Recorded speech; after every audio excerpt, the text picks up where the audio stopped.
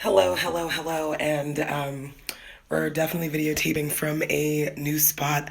I feel like it's gonna be a new spot every single time that we do this because, especially because I'm in the middle of my living situation being a little bit different, and I don't know if you guys heard, but the coronavirus is a thing, and Lord, anyway, let's just go ahead and get into this Love and Hip Hop Atlanta review, season 9, episode 1. Let's go ahead and get into it. So, first things first, we're talking about Kirk and Rashida's 20-year anniversary. I don't understand why we celebrating 20 years of this woman being treated like a slut bag, but hey, not my relationship, and if you want to stay through babies and stuff, then that's your decision. But why are we celebrating it? Whatever. So while that's going on, apparently Carly Red and her new mouth is at this particular event. And when I say she got a new mouth, this is the way she talk. Like she got bubble bath. Shout out to Big Mouth. Like it just looked like it's just way too much for her face. And especially when you're like already melanated, like, but you're already from Trinidad. You already got some stuff going on. You don't need extra. It's fine, girl. She been botching her body for the longest time. I don't give a fuck. Anyway, just telling the story. So then Holexis comes up.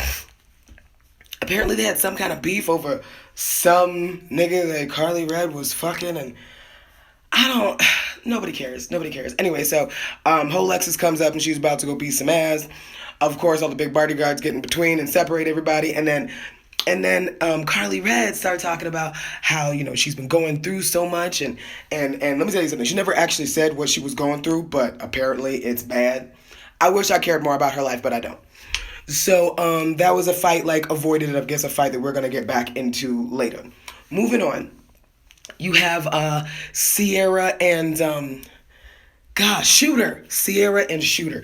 Jesus, that big eyed like I can't with Shooter.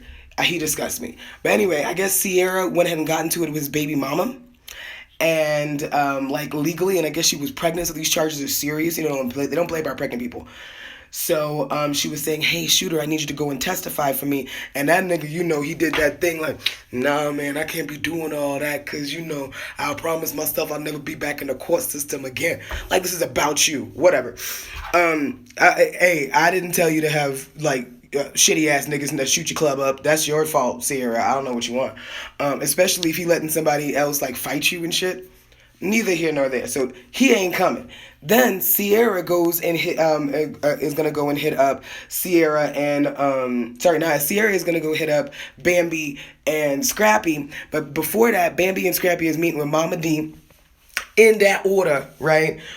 She was just like, "I am that bitch, BITHC." She said some shit like that. I'll never forget. But anyway, we've always known that Mama D had a drinking problem, but I guess it finally got up to her. So she's got like so she had like kidney stones, and it ended up turning into sepsis, from what I can hear, because they said it was something about poisoning the blood, which is super, super fucking serious, and you absolutely could die. So now she's like back on this whole no drinking tip. And do you know this nigga breathalyzed her at the breakfast table? Scrappy here come up and like, what? And and she's so crazy. She was just like, "I'll blow into this if you go ahead and cool down my food with your breath." And I'm just like, oh my God, this bitch is never not going to be crazy. And then after she came and she pulled up Zero and everything was fine, I guess Scrappy and Bambi go meet up with Sierra, and Sierra lets them know. She starts breaking down like, "I think I've ruined the double date." Fuck yeah, you did, but that's a lot to be going through, bitch. I can't really blame you for that either. But again, stop letting your vagina make decisions that your ass can't cash. Like, why are you around such awful people? But whatever. Again, neither here nor there. I'm trying to think of anything else that happened in the episode that I actually care about. Oh, in the beginning of the episode, there's Mimi and her fine ass girlfriend. Like, I'm talking. Oh, I just want to ride her face. And they're throwing this beautiful African birthday party for little Eva. You got Stevie. I don't know. I don't know if I could do it, but I don't know. Whatever he does with his face, that's what he does.